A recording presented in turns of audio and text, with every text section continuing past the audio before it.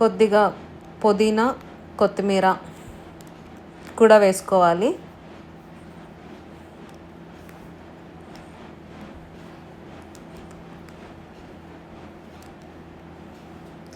ఇవన్నీ వేసుకున్నాక ఒక హాఫ్ లెమన్ కూడా పిండేసుకొని మొత్తం శుభ్రంగా కలిపేసుకొని ఒక 1 అవర్ మ్యారినేట్ చేసుకోవాలి. అది అయిపోగానే బియ్యం కూడా శుభ్రంగా కడిగేసుకొని 1 kg చికెన్కి 1 kg రైస్ కడుక్కొని నానబెట్టుకోండి. ఒక కడాయిలో ఆయిల్ వేసుకొని జీడిపప్పు వేయించుకొని పక్కకు పెట్టుకోండి. పక్కకు తీసేసాక జీలకర్ర, పచ్చిమిరపకాయలు, చిన్నగా కట్ చేసుకున్న ఆనియన్ వేసుకొని శుభ్రంగా కలుపుకోండి.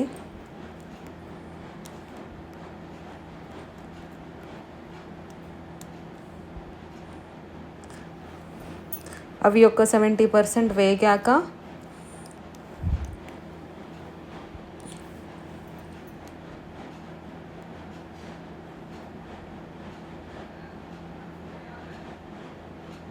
బాగా వేపుకోవాలండి.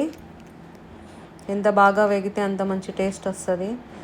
వేగాక 2 స్పూన్స్ అల్లం వెల్లుల్లి పేస్ట్ వేసుకోవాలి. ముందుగా కొంచెం వేసుకున్నాము, మిగిలింది ఇందులో వేసుకోవాలి. అది వేగాక చికెన్ మ్యారినేట్ చేసుకున్న చికెన్ వేసుకోవాలి.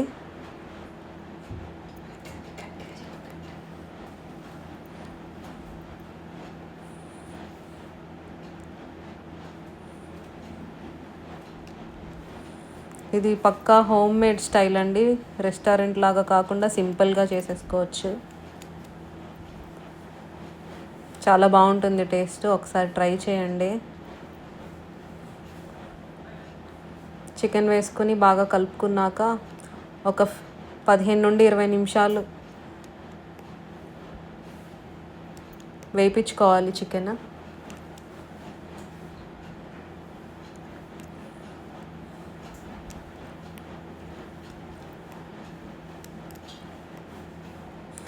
చికెన్ వేగింది అనుకున్నాక ఒక 2 టమాటాలు చిన్న ముక్కలుగా కట్ చేసుకొని వేసుకోవాలి.